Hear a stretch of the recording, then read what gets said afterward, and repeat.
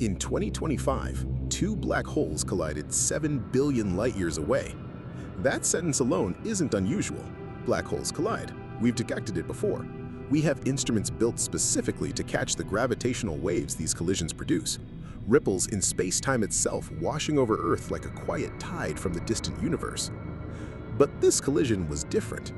When the data came back, the physicists running the numbers got a result that made no sense.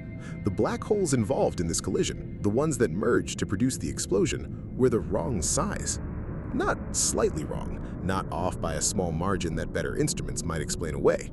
Wrong in a way that our current models of stellar physics say is impossible.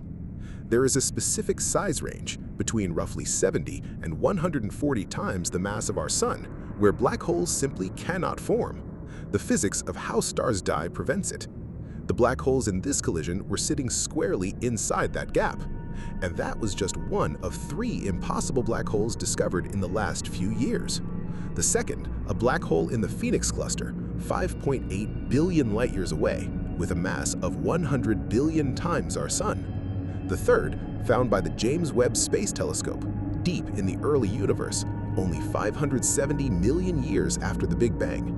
A supermassive black hole, already enormous, already fully formed, in a universe that, according to our best physics, hadn't had nearly enough time to grow one. 3 black holes, 3 different ways they shouldn't exist. One conclusion that nobody in the field is comfortable saying out loud yet: something in our model of the universe is wrong. Let's talk about what we know, what we thought we knew, and what these 3 impossible objects are beginning to suggest about the universe we thought we understood.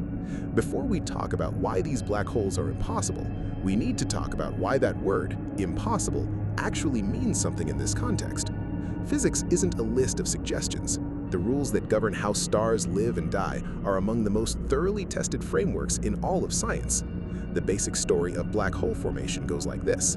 A massive star burns through its hydrogen fuel over millions of years.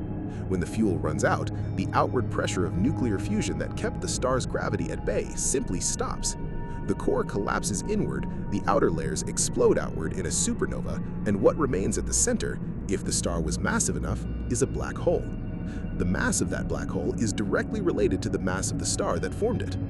But there's a complication. For stars above a certain mass, the nuclear burning process becomes unstable. At extreme temperatures, photons in the stellar core begin converting into electron-positron pairs. This process reduces the radiation pressure holding the star up. The core collapses, but not into a black hole. Instead, the collapse triggers a runaway explosion so powerful that it completely destroys the star. No remnant, no black hole. This means there is a gap. Black holes between roughly 70 and 140 solar masses should not exist in nature. This prediction held up for decades, until July 2025. On May 21, 2023, the LIGO-Virgo-Cagra detector network registered a signal. At first, it looked routine. Then, researchers calculated the masses.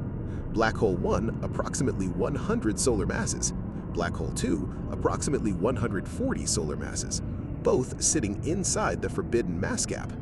The merged remnant weighed approximately 225 solar masses, the largest black hole merger ever detected through gravitational waves. The problem isn't just the size, it's what the size implies. These black holes should not have formed through the direct collapse of a single star. So where did they come from? The leading explanation involves something previous models largely ignored: magnetic fields.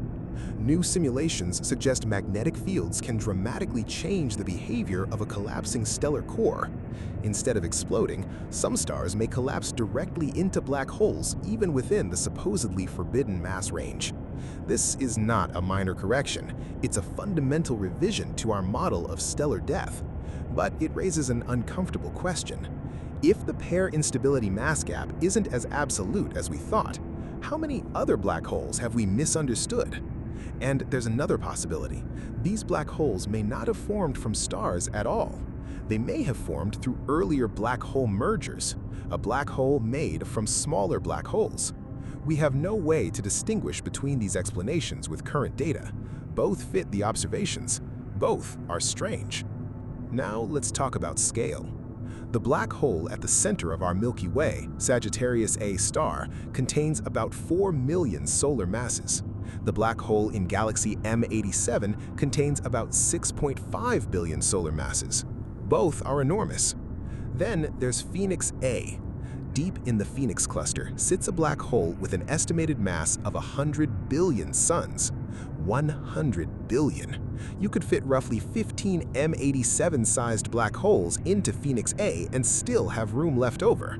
Its event horizon spans approximately 590 billion kilometers, nearly 40 times wider than our entire solar system. But the real problem isn't its size. The problem is how it got that size.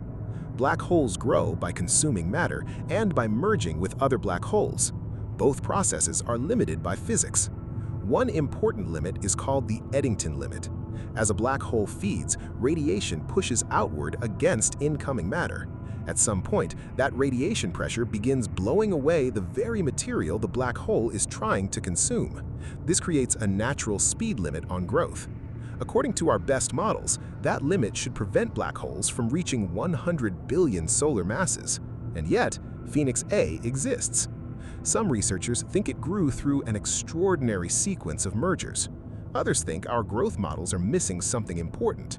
Either way, Phoenix A appears too massive for the galaxy it inhabits. The black hole seems to have outgrown its own galaxy. And then things become even stranger.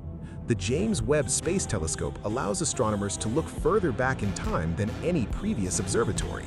When JWST began observing the early universe, researchers expected to find young galaxies and small black holes. Instead, they found supermassive black holes almost immediately, millions to billions of solar masses, already fully formed, already feeding, already shining as quasars. The problem is timing. The universe simply wasn't old enough. According to standard growth models, there wasn't enough time for these objects to become that large. The math doesn't work. Something else must be happening. Three major explanations have emerged. The first is direct collapse black holes. Instead of forming from stars, enormous clouds of primordial gas may have collapsed directly into black holes. The second is sustained super-Eddington growth. Perhaps black holes in the early universe were able to grow much faster than current models allow. The third possibility is the most unsettling. Something may be missing from our cosmological model itself. The standard model of cosmology has been extraordinarily successful, but it makes specific predictions about when galaxies and black holes should form. JWST is finding objects that violate those predictions, not slightly, significantly. An increasing number of researchers are beginning to ask whether the model requires revision, not abandonment, revision, extension, additional physics we haven't yet discovered. So let's bring the three impossible black holes back together. GW231123. Two black holes that shouldn't exist collided and produced the largest gravitational wave merger ever detected. Phoenix A, a black hole so massive our growth models struggle to explain it. The JWST black holes, supermassive objects appearing in a universe that wasn't yet old enough to grow them. Three different black holes, three different ways they break the rules. But notice something. In each case, the explanation isn't that physics has failed. It's that our models are incomplete. We left something out. Maybe it was magnetic fields, maybe it was merger histories, maybe it was the way the earliest black holes formed.